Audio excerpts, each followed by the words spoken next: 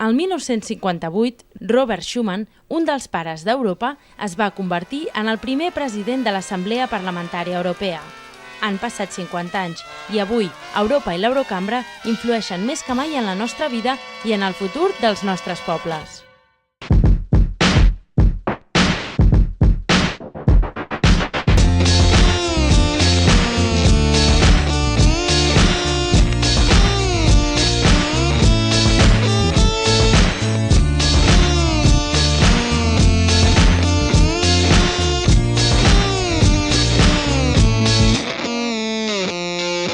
Benvinguts a Europa 50. Pareu atenció, dels 78 milions de persones pobres que hi ha a Europa, 19 milions són nens. Posa la pell de gallina. La denúncia la va fer una eurodiputada en el Parlament Europeu. De fet, l'organisme més democràtic de la Unió ha fet una crida per mirar d'acabar amb la pobresa a Europa abans de 2010. Un objectiu certament ambiciós, però que no per això s'ha de deixar de perseguir. A més, com sol passar, les dades són pitjors si sumem els sol·licitants d'asil i les persones indocumentades. Segurament, la xifra encara seria major. Com és possible que la pobresa afecti tants menors? Senzillament, perquè afecta als seus pares. La falta de feina, la inestabilitat laboral i els salaris baixos són els factors que més ho expliquen i per on s'ha de tractar el problema. Sigui com sigui, la pobresa és una realitat.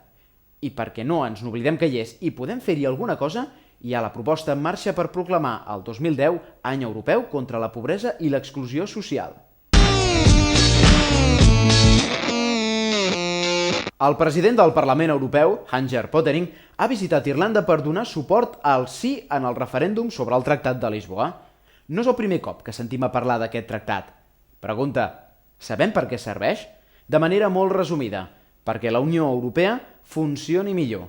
Amb 4 idees bàsiques us podem explicar com el Tractat de Lisboa millora la Unió i, en conseqüència, com ens beneficia a nosaltres.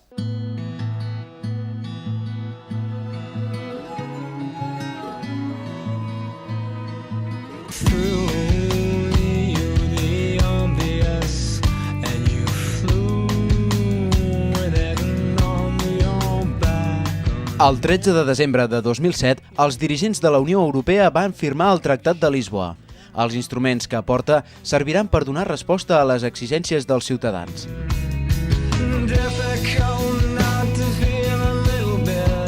Una Europa més democràtica i transparent. El Parlament Europeu i els parlaments nacionals tindran més protagonisme. Per exemple, l'Eurocambra estrenarà noves competències sobre la legislació, el pressupost i els acords internacionals de la Unió Europea. També hi haurà més oportunitats perquè els ciutadans facin sentir la seva veu i serà més fàcil saber com es reparteixen les tasques a nivell europeu i nacional. A més, per primer cop un tractat preveu la possibilitat que un estat membre es retiri de la Unió.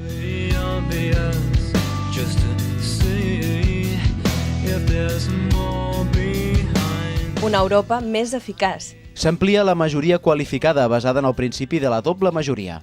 Això és, les decisions han de comptar com a mínim amb el recolzament del 55% dels estats membres i el 65% de la població. D'altra banda, el Tractat de Lisboa aborda qüestions que són prioritàries pels ciutadans: justícia, salut pública, protecció civil, canvi climàtic, etc.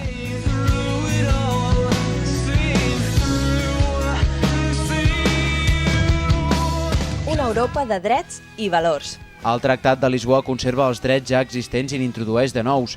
En particular, garanteix les llibertats i els principis enunciats en la Carta de Drets Fonamentals, que passen a ser jurídicament vinculants. També determina que els estats membres de la Unió actuaran conjuntament amb esperit de solidaritat si un d'ells pateix una catàstrofe. Per exemple, un atac terrorista o un desastre natural.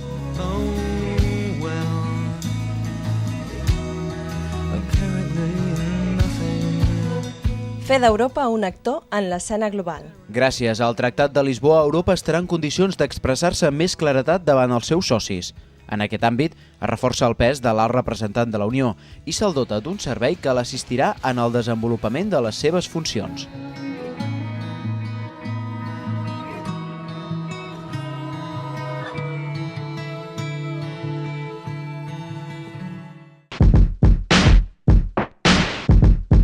El temps s'acaba i amb ell el programa, però si el voleu tornar a veure, passeu-vos per internet, per l'adreça molatv.cat. Fins la propera, europeus!